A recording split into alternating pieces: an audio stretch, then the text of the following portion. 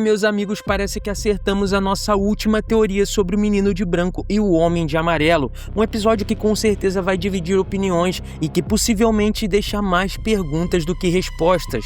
Além de, é claro, várias conveniências de roteiro, o que me deixa muito preocupado para como será o desfecho dessa história. Mas vamos entender o que a loucura do Henry, a coragem do Victor e o plano do homem de amarelo significam para o 5º ano da série.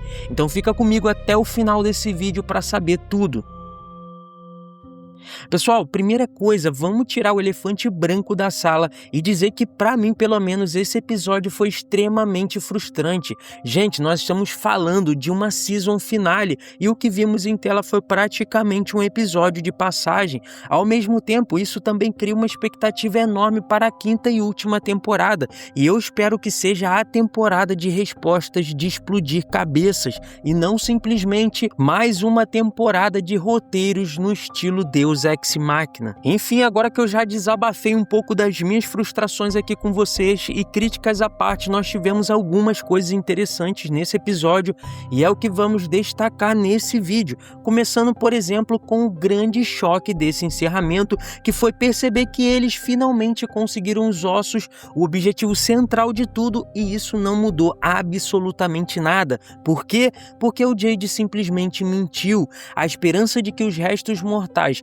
blindariam a caverna contra os monstros foi só uma história que ele criou da própria cabeça. E a consequência de acreditar nessa proteção falsa foi imediata. No exato instante em que a equipe na superfície arrancou a árvore das garrafas, o céu virou sangue, o dia virou noite e o inferno começou.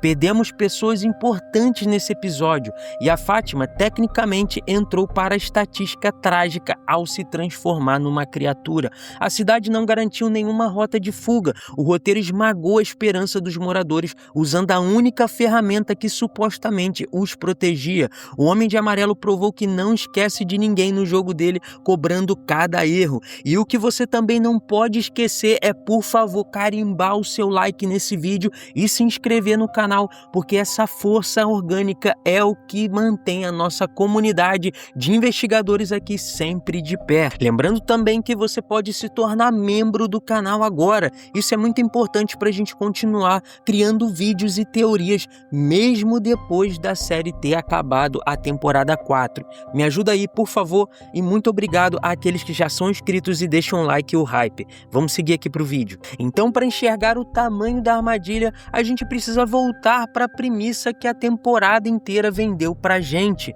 Tudo girou em torno de lembrar do passado. Nós vimos o Ethan confirmando que a visão na árvore era real pela melodia tocada. A gente acompanhou o Jade mergulhando num pesadelo de cogumelos no episódio 5 para descobrir como as encarnações antigas dele morreram. Todo o esforço de dezenas de episódios apontava para um único mapa: entrar naquelas cavernas, recolher os ossos conectados às crianças e tentar voltar para o mundo real. Mas a execução foi um desastre que nos deixou cheio de dúvidas de como eles usariam esses ossos. O roteiro dividiu a desgraça em frentes muito claras que mostram o nível do estrago. E o epicentro de todo esse colapso aconteceu nos túneis com a Tabitha e o Jade. A Tabitha já tinha convencido o Boyd de que apenas ela e o Jade poderiam entrar ali, usando o desenho do talismã como desculpa. Essa exclusividade funcionou muito bem para a narrativa, prendendo os dois sozinhos lá embaixo. O Boyd comprou a ideia e sinalizou para a superfície. A missão parecia muito clara, mas é claro, a Sofia já tinha sabotado a corda. E é nesse beco sem saída que a verdade cruel do Jade aparece. Ele confessa para Tabitha que as ossadas não seguram as criaturas. Elas podem até servir para cobrir o caminho de volta para casa, mas não funciona como escudo mágico na caverna. Ele mentiu com frieza porque sabia perfeitamente que o Boyd jamais permitiria a missão se desconfiasse que não havia qualquer proteção. O xerife abomina a morte do próprio povo. O Jade precisava ir até o fim para quebrar o ciclo que assistiu na viagem de cogumelos. Pensa, gente, ele assistiu várias vezes a si mesmo morrer. Dessa vez, estava determinado a libertar as crianças, custe o que custasse. Ele manda a Tabitha subir com as mochilas e avisa que vai ficar para segurar os monstros. Foi um impacto gigante ouvir um cara que sempre foi egoísta soltar: Se eu tivesse que passar todas as minhas vidas com alguém, fico feliz que tenha sido com você. Isso cravou o arco de redenção de forma lindíssima, na minha opinião. Mas enquanto essa despedida emocionante rolava lá embaixo, na superfície os monstros saíram para caçar em peso e o caos toma conta de todo mundo. E aqui nós fomos presenteados com uma das sequências mais espetaculares de toda a temporada. A direção brilhou muito aqui com esse plano sequência fechado com a câmera girando para um lado e para o outro freneticamente dentro do carro. A sensação de claustrofobia e pânico foi transferida perfeitamente para quem estava assistindo.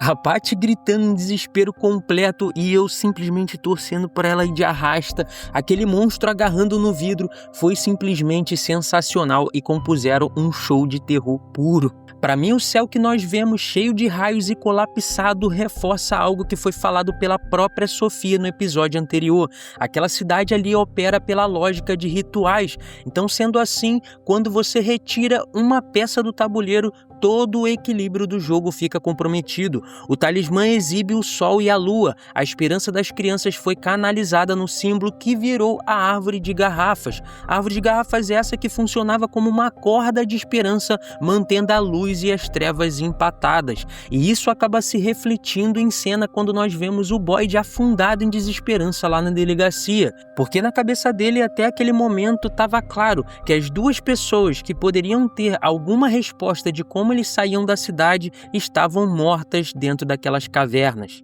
Mas toda essa queda de braço entre luz e trevas puxa o menino de branco justamente para o centro dessa discussão.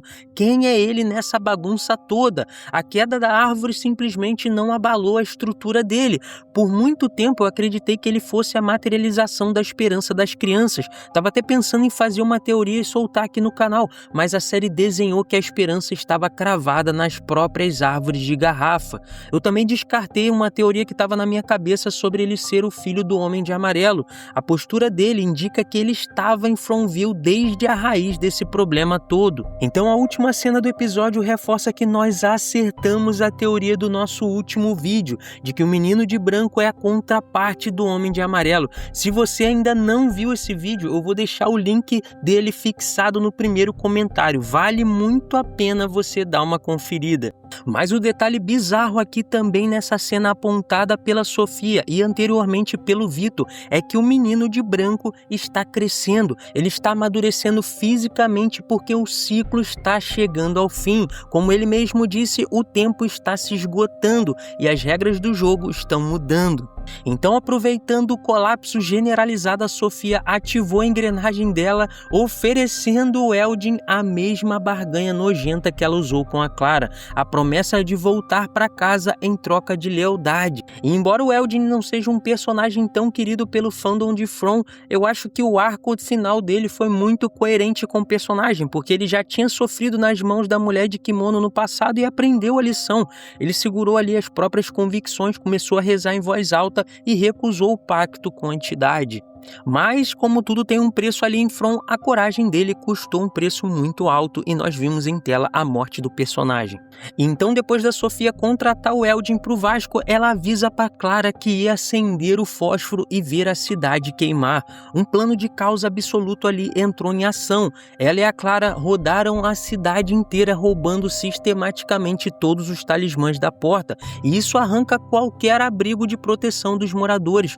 A Sofia preparou meticulosamente o cenário perfeito para a repetição exata do massacre violento que apagou quase toda a população na infância do Vitor. E a gente já teve uma amostra de como o caos vai se desenhar na quinta temporada, porque o terremoto causado pela queda da árvore jogou o talismã na clínica no chão.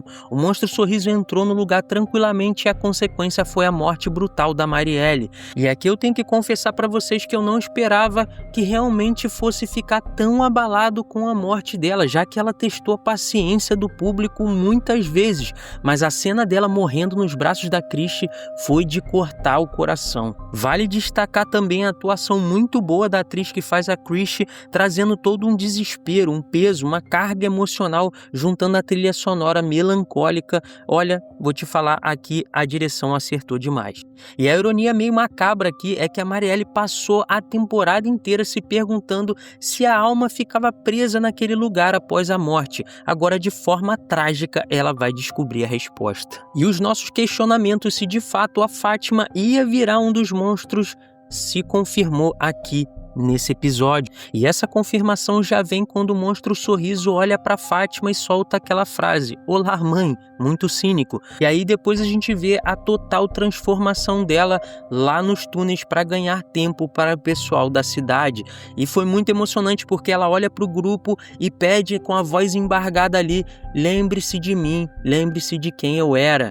Logo depois a Fátima humana some ali, dando lugar a uma forma grotesca que emitiu aquele grito pavoroso dos monstros. O ritual se cumpriu nela. Os fundadores trocaram os filhos por imortalidade corrompida. A Fátima gerou uma aberração. A cidade cobrou a criança e o sangue contaminado da Sofia empurrou a transformação fisiológica ali para o nível máximo. A grande interrogação da 5ª temporada é saber se ela vai caçar junto com a matilha com os monstros ou se ela vai usar essa forma para estraçalhar as criaturas. Enquanto isso, na delegacia a gente acompanha um Henry totalmente surtado ali, entupido das toxinas do Homem de Amarelo. Ele abraçou de vez a alucinação de que a cidade é só um pesadelo de um homem em coma e que a realidade certa é uma vida confortável com a esposa e os filhos. A alucinação ordenou eliminar a âncora que segurava ele no mundo dos sonhos ali de From, ou de pesadelos, né? E o cérebro danificado convenceu o Henry de que a âncora a ser destruída era o Vito. E o velho saca o revólver ali na tentativa de tirar a vida do próprio filho. E para mim aqui a série brilhou, porque o Vitor, que sempre recuou, ali vai para cima do pai quando vê o Ethan cruzando a porta, que por pouco não levou um tiro de um velho surtado.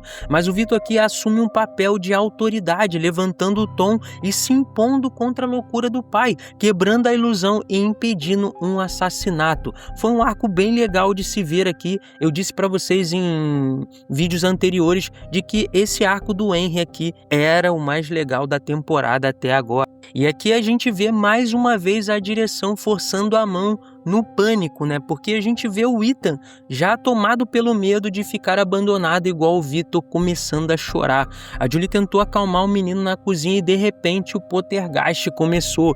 Portas batendo, prato voando para tudo que era lado. Cara, tem algo muito esquisito no Ethan, porque ele parece carregar uma espécie de poder adormecido que só se manifesta sob estresse. E isso abre a porta para a gente descobrir se a energia instável é de um fantasma ou da própria mente traumatizada de uma criança reagindo a todo aquele desespero de Fromville. E se você, assim como eu, também reclamou da falta de ação ao longo da temporada, esse finalzinho de episódio injetou um pouquinho de adrenalina, porque o Boyd estava perdendo as esperanças acreditando que as cabeças pensantes dos ossos tinham morrido debaixo da terra. Mas, para sorte dos nossos personagens aqui, um tremor de terra acaba bloqueando a entrada dos monstros naquela câmara onde eles estavam presos, o que para mim mais uma vez é roteiro Deus Ex Machina entrando em ação. Me deixa muito revoltado, mas isso é papo para um próximo vídeo. Então, tomados pelo desespero, o Jade e a Tabitha começam a cavar, inclusive usando os ossos ali para isso. Até o momento que o Jade tem a brilhante ideia, que eu não sei você, mas eu já estava desesperado pensando, por que tu não chuta isso? O Jade decide chutar aquelas grades. Mas para finalizar essa minha análise de primeiras impressões, eu quero destacar aqui o encontro do menino de branco com o homem de amarelo, ou com a Sofia de amarelo. Porque o menino de branco já vai logo avisando, você vai perder dessa vez. Então, para mim aqui fica nítido ali a rivalidade cósmica entre os dois, né? Só que o que mais me incomoda é a falha de poder ali, ou melhor, a falha no jogo do menino de branco, porque ele ao longo das temporadas entrega apenas charadas enigmáticas e ajuda o mínimo possível. Enquanto isso, o Homem de Amarelo ganha carta branca para espalhar o caos total. Então a cena fecha com a Sofia jogando os talismãs ali dentro da árvore, o que aumenta demais a nossa expectativa para a 5ª temporada. Só que vale lembrar que nós vamos ter um tempo doloroso de espera, provavelmente até setembro do ano que vem, porque o fato dos roteiristas, o fato dos atores não começarem a gravar a próxima temporada até esse presente momento, significa que a gente vai ter que segurar por muitos meses aí várias teorias aqui até a poeira do céu vermelho assentar de novo. Mas agora eu quero saber de você, Qual foi a sua avaliação da temporada? Os pontos altos, os pontos baixos, aquilo que te irritou, aquilo que te deu agonia, aquilo que te deixou feliz, aquilo que você gostou. Coloca aqui embaixo nos comentários. Será que o Jade vai conseguir encontrar uma saída de From? A Tabitha, será que ela vai conseguir lembrar de mais alguma coisa? Ou o Vitor vai perdoar a insanidade ali do pai? Deixa aqui nos comentários pra gente continuar debatendo essa série que faz a gente explodir cabeças, e a gente vai com certeza teorizar demais aqui ao longo das semanas ainda. Não esquece também de clicar ali no hype, porque ajuda demais a gente a espalhar a nossa análise por toda a comunidade. A gente se vê num próximo vídeo. Falou e fui! Só lembrando aqui, cara, uma coisa que me irritou também demais foi a Fátima ter passado o tempo todo da série construindo um golem para no final não servir praticamente para nada, ou aparentemente, né? Mas enfim, galera, a gente vai teorizar demais, a gente vai bugar junto, tá bom? Fiquem aí, fiquem tranquilos, dá o like, se inscreve no canal se você não é inscrito e vamos junto, a gente se vê no próximo vídeo. Falou, fui!